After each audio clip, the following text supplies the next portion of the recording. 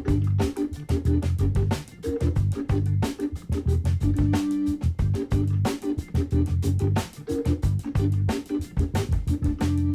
everybody and welcome back to my Aussie Garden Kitchen, Garden Edition.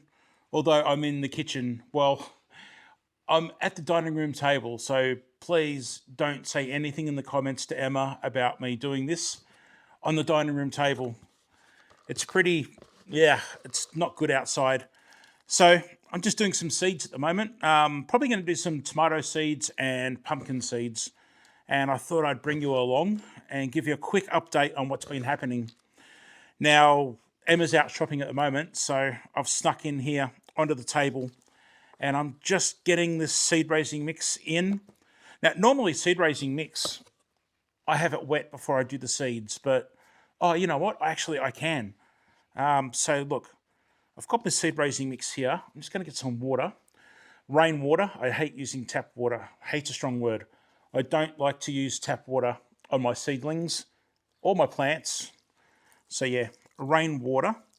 So yeah, I'm just going to water these down. But anyway, yeah, I thought I'd bring you along and just give you a look-see at doing some seeds. And yeah, just a quick update on what's going on out in the yard. Now, with the yard, I haven't done much, but I did get pruning done. Some pruning, I should say. And I finally pruned the mulberry. Now, if you want to actually see the pruning of the mulberry tree, that's going to be my next video. And I'm going to edit that video and have that out next. So my next video is going to be my pruning of the mulberry tree and how I go about it. All the different cuts, the rules you need to follow, stuff like that.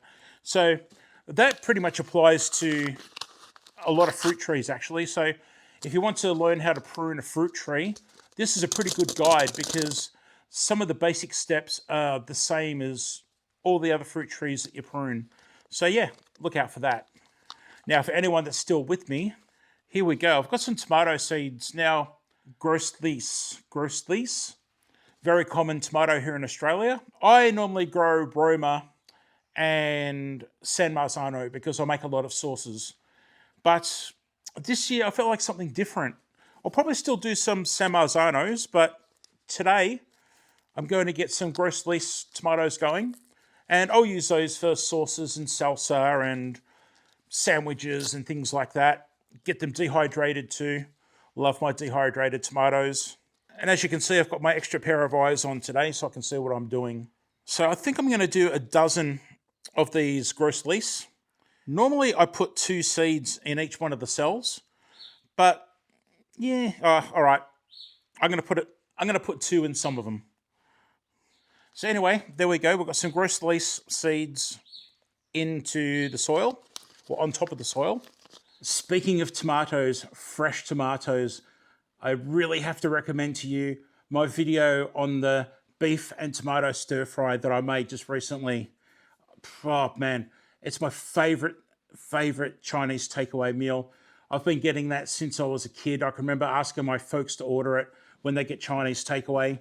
And then when I finally learned to make it myself, when I was an apprentice chef, I think it was, it was just the best. If you've got leftover tomatoes from picking or you want to do something different with tomatoes, fresh tomatoes, I highly recommend this stir fry. I've had people say to me that they've not heard of this stir fry before, but it's actually quite a common stir fry. I remember eating it when I was living overseas in Southeast Asia. And yeah, it's just my ultimate favorite stir fry of all, I think. It comes close to beef and broccoli. But anyway, I'll pop that video on the screen and you guys can click on that and go to that. I'll put it down below so you can go to that link because beef and tomato stir fry, which I've said I don't know how many times now, is just so delicious. Dwarf beans. I need to get some dwarf beans done.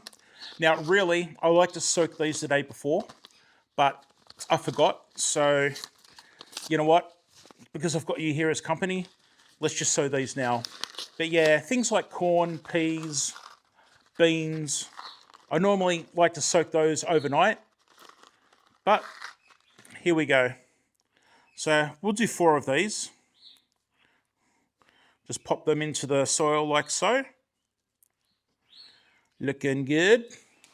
I've got a bag of vermiculite here. So what I'll do is I'll actually put that very thinly over the top of the seeds.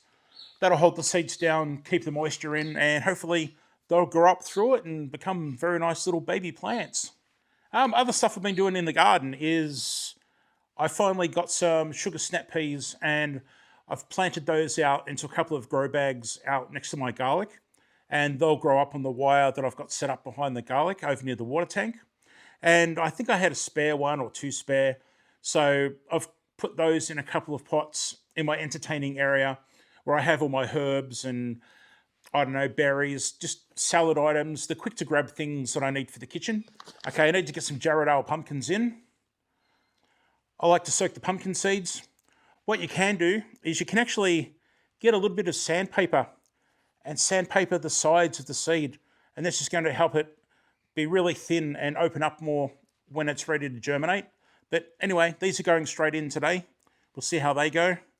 And I'll just put them on top of the seed raising mix.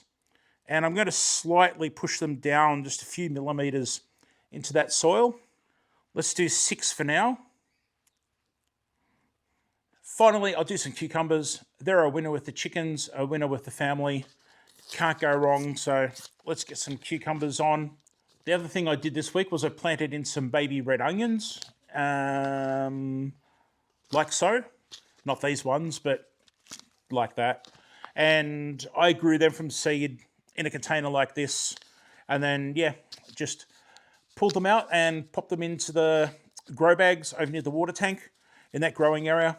And yeah, give me, I don't know, what is it? A good 8 months or so. And I should have some red onions, which is good. All right, here we go. So, whoa, okay. Blue seeds. So these obviously been treated. I did not realize that. They've been treated with Apron XL. Do not eat these seeds or feed to animals. So there you go, treated seeds. If I knew they were treated, I probably wouldn't have bought these ones. But anyway, that's what I've got now. So, waste not, want not.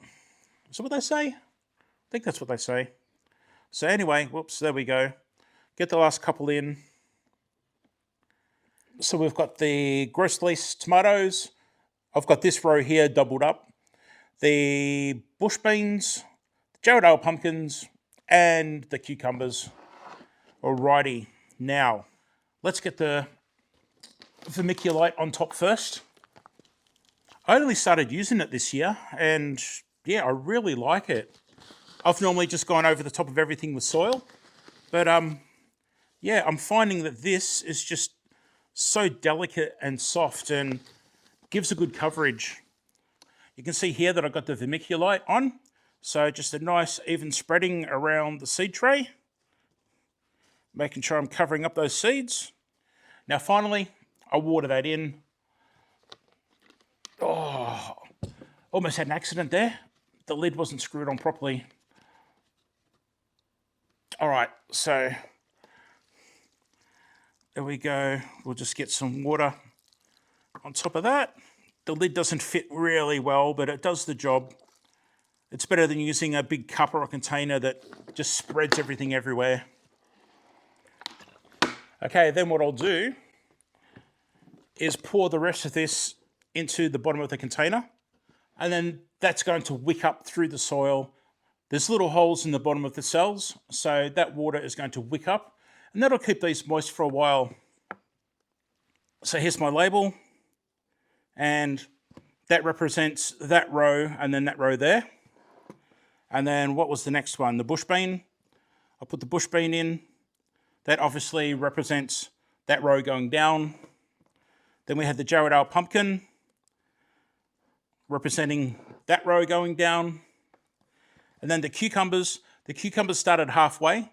So if I go 1, 2 cells there, I'll have it that way with the label facing this way. And then that tells me I've got cucumbers going this way and then down that row there. So there we go. That is my seeds done for today.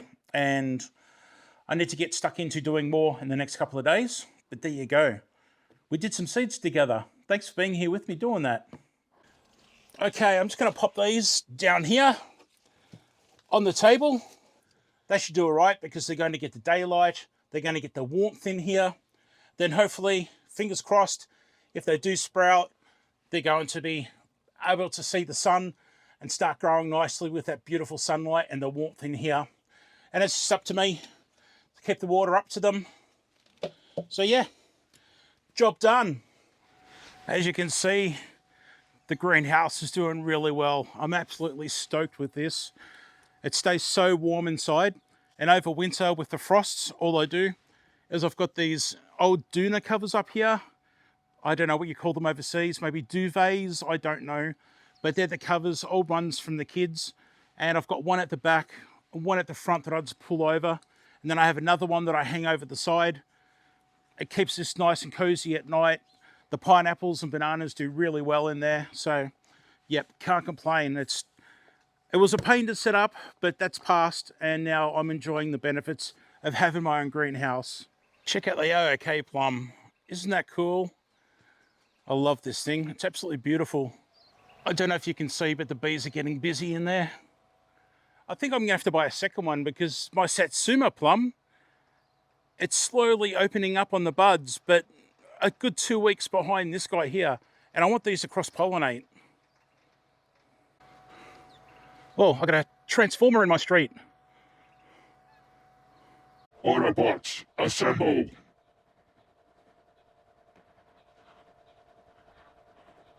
Just a small update this week, just replying to a few people that have asked, emailed, sent messages, whatever, and commented on the videos. Thank you very much for that. I love getting comments on my videos, although I'm falling behind at the moment. If you wouldn't mind checking out this video on the screen here, YouTube thinks you're going to like it. Thank you so much for being here today, and hopefully I'll see you in the next cooking or gardening video, which is my pruning one. Bye for now.